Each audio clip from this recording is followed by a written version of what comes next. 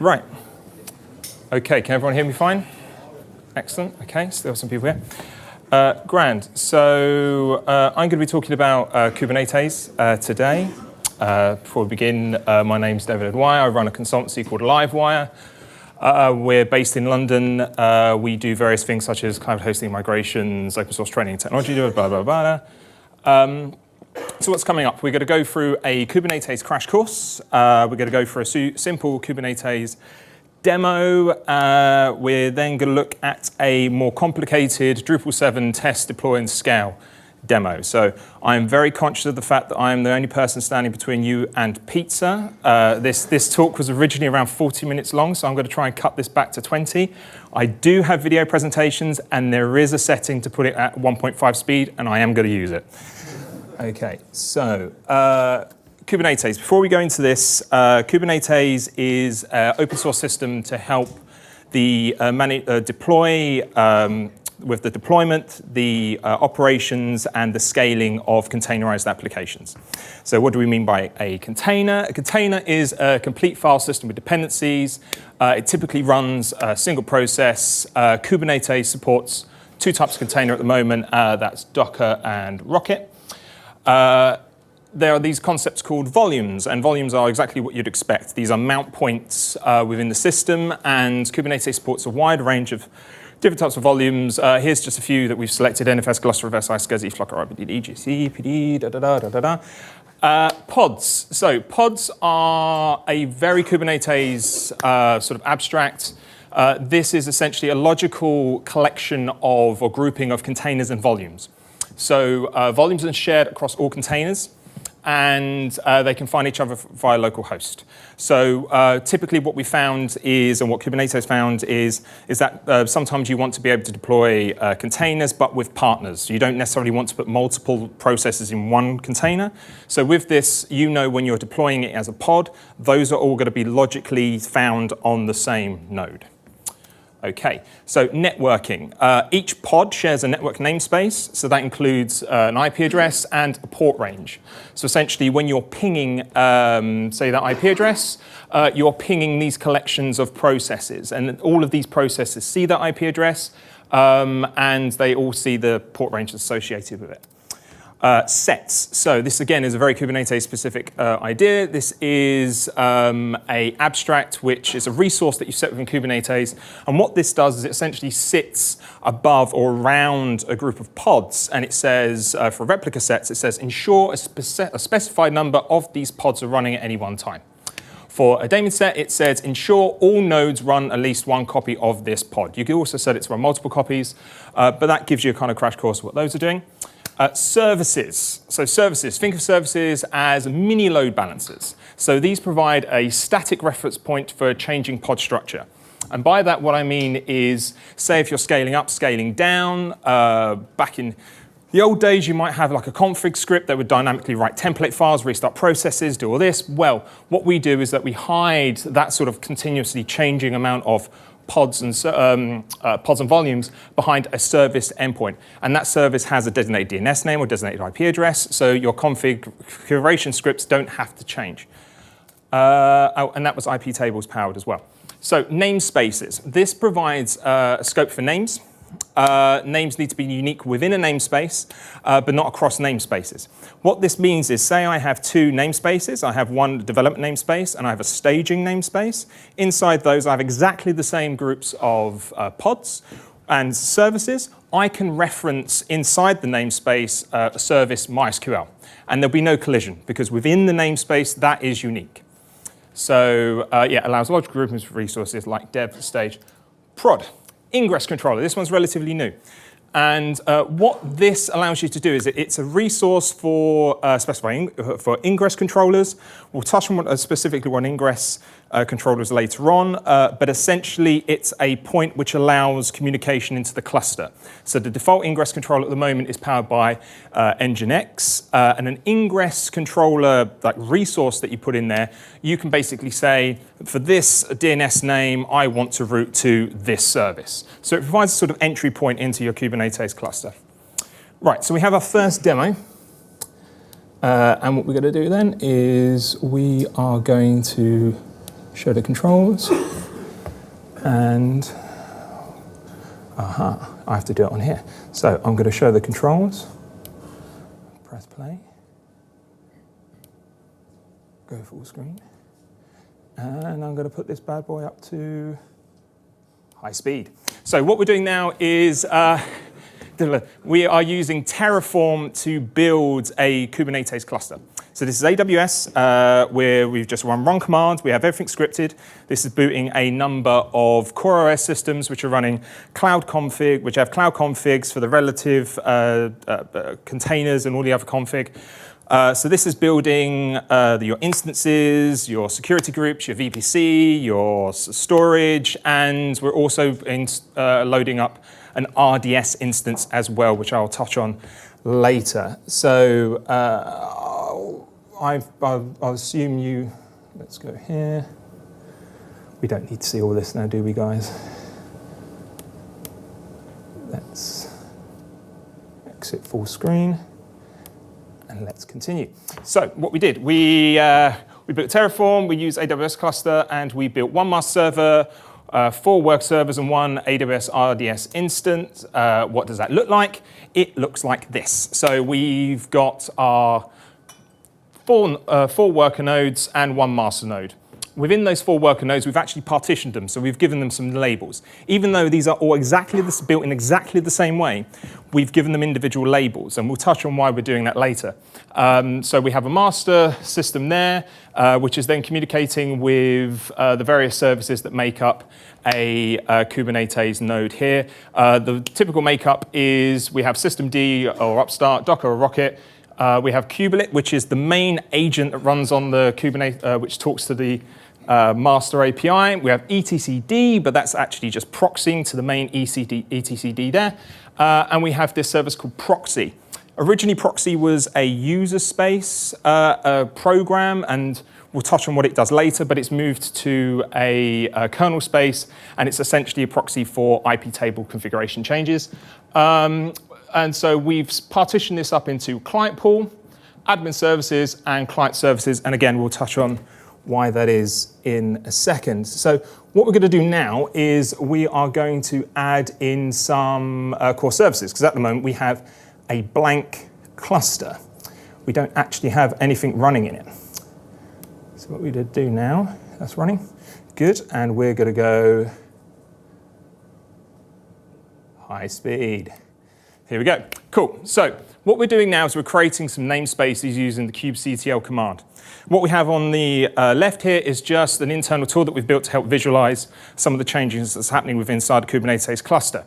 So what we've done is we've created a namespace called kubedns, and we've passed it a folder which contains a bunch of YAML files, which contains all of the Kubernetes resource definitions for essentially turning on our DNS service. So here we see we have the pod running. We've gone into the pod, as you can see. These are the volumes, these are the containers, this is the configuration. So we know that our DNS has started. So a couple of things we're going to check on, we're going to talk about later, are around liveness probes, readiness probes, and health checks. So I'm just highlighting that earlier.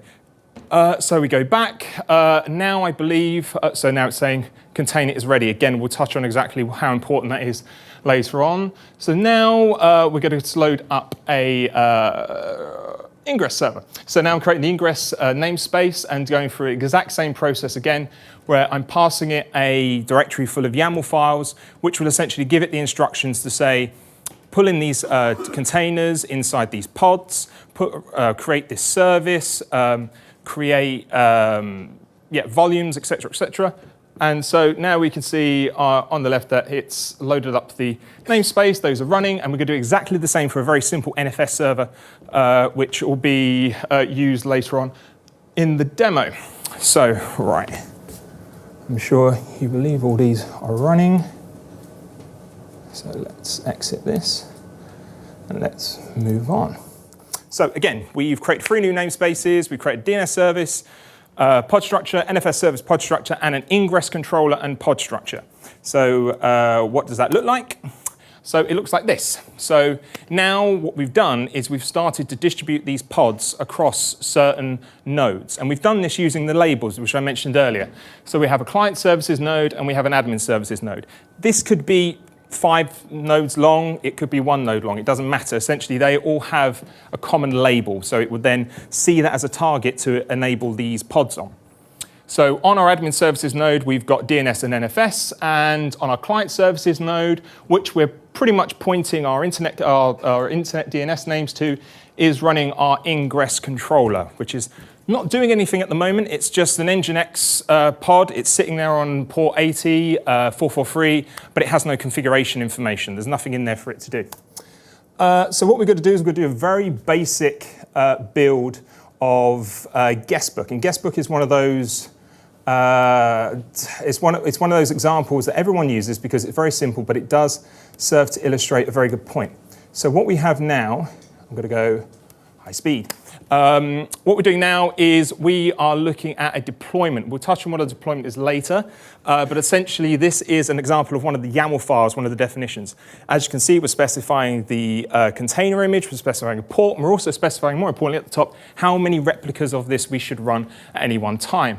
So now I've just told it to run the guestbook YAML file into the client pool guestbook namespace. And as you can see on there, very briefly, it had loaded them all up. So now we have our guestbook application. And our guestbook application is now doing stuff. So our guestbook application is now a combination of a Go application, a Redis master, and a Redis slave. It's a combination of pods and services. And it's something which has also set up an ingress controller so that we can get access to it from the internet. And right, moving on. So where are we? So what do we do? We start guestbook app because it's 3 pods, 3 services, 1 ingress. So that's why we could access it on a DNS name.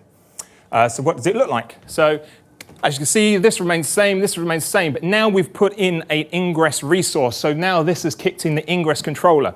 And what that's essentially done is that has some very, very fancy Lua scripts that listen to the API down there. And when an ingress resource is put into the system, it goes, that's for me. And it automatically generates an Nginx config specific to that resource. So what that's done is that's basically connected in to our new pods here, which we've said to enable on the client pool. So we have 1 guestbook pod, 1 Redis slave, 1 Redis master. And what's happened down here is, in addition to the actual pods, we've actually got the services running as well. And as I mentioned earlier on, services are like little mini load balancers. But the reality of it is that they're IP tables entries.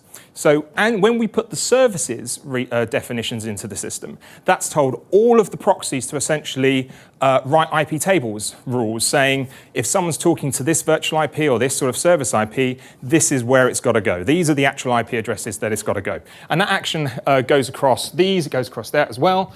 And so the service is really an IP tables rule set. Right, so we're going to go into quick demo of guestbook scaling. Here we are, he says.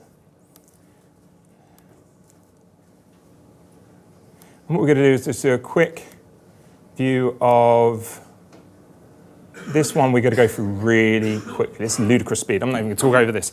So essentially what we're doing is I've just told it to scale up to go from 1 replica to 6 replicas. And as you can see, it's added 6 replicas. These are 6 additional nodes which have been added to the service. So as I scaled out the 6 nodes, we have they've all scaled and they've added themselves to the service. So no other configuration has changed for anything else. So the ingress hasn't had to change. The ingress is still pointing to the guestbook service. So that relationship has remained the same. It's everything behind the scenes that has changed. Cool. So now we've done that. So yeah, we scaled the number of pods to 3. It was actually more than that. We saw the guestbook service route traffic to new pods. So what does this look like? Again, what we've done is we've added in additional pods running guestwork. They've been automatically scheduled across the 2 servers. And what we don't see there is there's been an internal update to the IP tables rules on all of the nodes pointing to those additional services. Right, so we've done something really simple. That guestbook example is something you'll probably see 9 times out of 10 if someone does a Kubernetes demo. You'll see that, and you'll see someone playing Tetris. So what we're going to move on now is we're going to go and have a look at a Drupal production build. And this is where things get probably a little bit more practical. So we're going to run this at, started, so I'll finish. We're going to run this at high speed. So what we're going to see here is we're going to see a deployment, rolling update. Essentially what's going to happen here is we have a set of YAML directives which will tell Kubernetes, which will basically define a Drupal site, a Drupal application, Drupal 7 application. And here you can see in the YAML file, we've specified a volume, and we'll touch on that more specifically later on. But essentially, in addition to that, we've also put in an override. So normally, where we were speaking before, where we have a service, normally you have a MySQL service. So for a lot of our instances, we'll run MySQL within the cluster. But certain times, we may want to run MySQL on RDS. So that was just an override to say, instead of pointing to the MySQL internal service, go to this specific DNS name for our RDS instance. So now we've put all that in. The system, as you can see, it's started to create all of the various types of pods and services and secrets and other wonderful things. Something you may notice is that all the other pods have come back ready, apart from the worker. And that's on purpose, because essentially what's happened is that it's not ready. And the reason why it's not ready is because we have a readiness probe. So as part of the definition of that YAML file, we've said this pod is only ready if this action comes back successful. And that action is checking a status.php file. And at the moment, it's coming back no. What we're seeing here is we're seeing Varnish. Varnish is our ingress controller. So from ingress, we go to Varnish, then we go to our workers. So what's happening here is Varnish also has a check saying probing status.php, and that's saying it's also down. So what we've done with that, why? Because we haven't got any data in our MySQL database. So what we've just done there is that we've just run a job. We've just run this batch job within Kubernetes saying, go off, go grab some stuff from S3, go throw it into the database. You can be very generic. You can say, right, pull in the various configuration elements within this namespace. I don't need to know them specifically. I just need the MySQL data, the username, the MySQL password for this namespace. It'll pull that in, load it up, and here we go. Now we have a working Drupal 7 installation. So the readiness probe kicked in, said, right, status is coming back fine. Varnish is polling status. OK, that's come back fine. So all the way through the system, slowly bubbled up was this status. Everything was OK. And here we have a Drupal 7 installation. Right. So now we have a production build of Drupal 7 running. He says struggling to find where his cursor is. Yep, so Drupal 7 app, 3 pods, 3 services, 1 ingress, set MySQL intro to point to RDS, run a job to restore the MySQL data from backup, and saw the readiness probe in action. What does this look like? So again, it's configured the ingress controller. We've provided it with a URL. We've told that URL to point to the Varnish service. So that's gone off to the Varnish service. The Varnish service is just pointing to one pod at the moment. We have the worker service, which is pointing to one worker, and we have the Redis service just pointing to one Redis. So then Varnish internally is going, right, pings the worker service and says, OK, am I getting the status? And at the moment, everything's coming back hunky-dory, so the pages are being served from ingress. So moving on. Now we're going to look at some of the other benefits of running Drupal 7 or those types of applications within a Kubernetes cluster. So that's all well and good, but suddenly you want to get some of the benefits of running your infrastructure in this sort of containerized environment. You want to be able to do some things slightly more dynamically.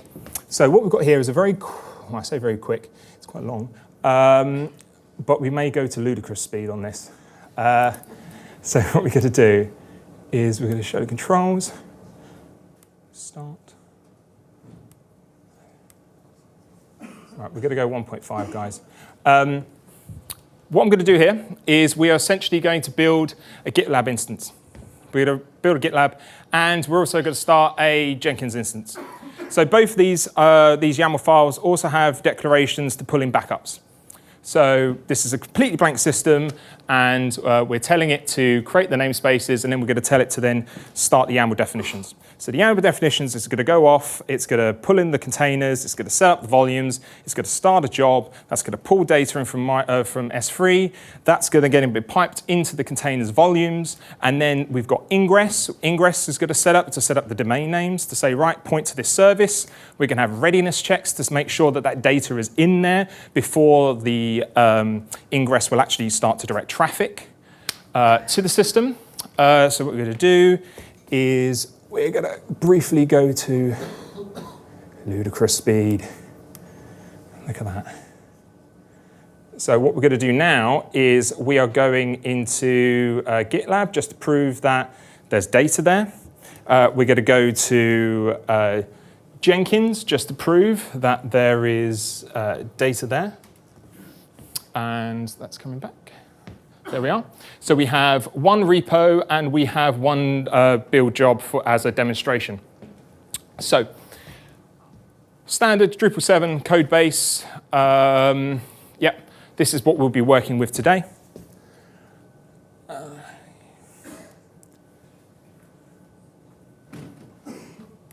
go back up to ludicrous speed. And what you'll see here is we're going to start looking at the back end. And what we're going to see in the back end is how we work the connections between GitLab and Jenkins. So essentially, Jenkins must see GitLab. It must know because it needs to poll. It needs to understand when events are happening for it to take actions. So this is where we've got this configuration. And this configuration is automatically coming from the environment variables, which we're setting up as part of that initial deploy. So I can deploy this with a different set of environment variables and it will work somewhere else. Here, we're also setting up a connection to Kubernetes, so it can talk to Kubernetes and do stuff there, which we'll touch on in a sec. This is a cloud template, and what we're essentially doing there is we're saying this pod definition equals this label, or this sort of cloud destination. So if we have lots and lots of different jobs that need lots and lots of different types of containers to power them, we can essentially say this container has this label. So within the actual job itself, we could then say, this job, we need this container to do stuff with. And that's shown here.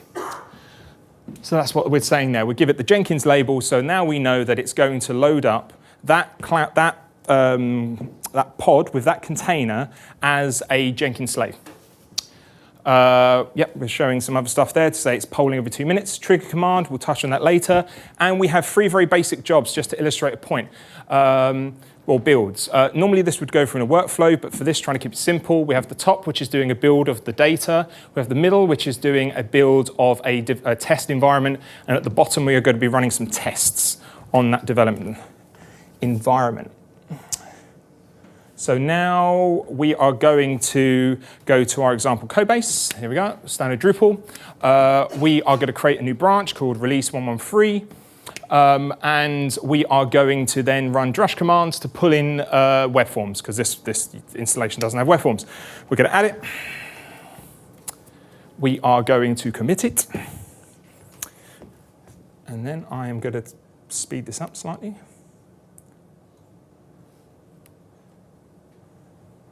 Now what we're going to see is us having built, we've just made a merge request. So that's something that you missed there slightly, is that we made a merge request. That's kicked off Jenkins. Jenkins has seen that. And now I'm going to let this run at this speed. And so Jenkins has seen this merge request that we've made. It's seen, right, there's this. So it now knows what branch of data that it needs to work with. So we've already associated this job with that particular project. So now it's able to go, right, check out that data. I'm going to check it out within, I'm going to load up a Kubernetes pod. Inside that pod, I'm going to check out the data. I'm going to do some build operations. I'm then going to take that container with this new code within it, and I'm now going to send it to the repository. Once I've sent it to the repository, I'm then going to build a new test environment. So I'm going to build a new test environment that's specific to that code base. So within that code base, we also contain a number of YAML definitions that says, for this code base, we want Redis, Memcache, Varnish. Others may have Redis, some may have Memcache, some may have none of that, and or may have a very particular version of Apache that they need to work with, or etc. But we can put all that within the code base, so it's specific to that. So now we've got that running. At the moment, we're doing two-stage test. First stage is to make sure all the Kubernetes stuff has come up, that's to ensure that we've got.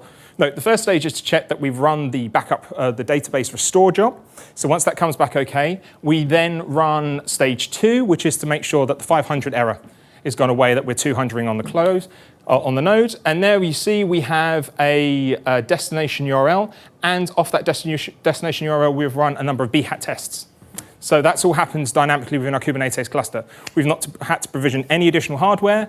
It's worked around existing instances, so the guest book's still there. So we're working around that. And as you can see, as you scroll down, we have the web form module ready to go. So now we've got the web form module ready to go. Really, we need to be able to do something with it.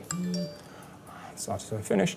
So yeah, we started 2 new apps, created a Drupal 7 branch, Jenkins picked up the change, created a new Docker volume, deployed a new test environment, ran a series of bhat tests. So what's this look like? So now we've got Jenkins and GitLab on our admin services. Now we have a number of new URLs added to our ingress controller. We have one for GitLab, one for Jenkins, and one for our release. On here, we now are running 2 Drupal environments. One with a worker running on 1.1.2, which is the one we had before, and now working on 1.1.3 build free. So now we're going to do a quick demo on release and scale. So now we've got this, we need to release it. Now it's all well and good to have it in a deployment environment, but how easy is it to then push this out to our production environment? So what we're going to do now is we are going to run this one probably. We're going to do this one at high speed, because I think we're all very hungry. So what we're doing now is we're changing this from release 1.1.2 to release 1.1.3. And what we're doing now is a new command called apply. So what this is going to do is it's going to do a diff. It's going to do a diff between the existing resource within Kubernetes and the file that we've given it. So it can do a diff, and it knows what resources have changed, and it will work out how it's going to manage that change. So here we go. We're adding an apply. As we've seen before, on our existing website, we don't have the web form because we didn't have that included the build. And we're going to look at the site A. Now, what we're doing now is we're doing a deployment, a rolling update. And what that means is that it will essentially build a new worker, put it alongside, and then only when the status, only when the readiness probes have come back 200, it's OK, will it then shut down the other one and pipe traffic via the service to the new installation. So only when it's working, only when it's ready. So it's done that. So now it's made sure that the new worker is up, fine, move traffic from the service, from the old to the new, and as you can see, we're now running off of the new installation on the existing URL. We have our web form. So in addition to that, we can also, I believe we are going to increase the replicas. Yep, we are. So with the same process of rolling update, we can actually then add additional versions of this code that we have. So we just run an apply command again. This time it sees the replicas have increased, and this time we see pending, and in seconds we'll see them going into a running and a ready state. Now that service, that worker service that Varnish is talking to, will now distribute the traffic over 3 workers instead of 1. And one of the reasons why this is important is because what we do is that we put very clear resource restrictions around each of these pods. We say this pod can only have 192 megs, it can only have half CPU. So when we're adding these workers, it has a real tangible effect. And it's a way of us being able to partition and manage our resources quite tightly. Also means that you can run, in certain instances, if you wanted to, you could run your test alongside your production. You could have a true unified shared pool, if you wished. So there we go. So now we have the deployed, and I believe what I've just, I can't remember, I missed it. Oh no, here we go now. What we're going to do is we're going to roll back. So we didn't like that release, web form, didn't like it. Too many people leaving too many comments, hated it. So now we are going to go back to the previous release. Now there is a rollback command. There is actually a parameter that you can say rollback.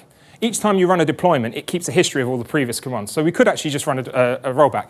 But for illustrative purposes, I'm just going to go through and say, actually, I'm going to manually make that change and roll back to the previous version.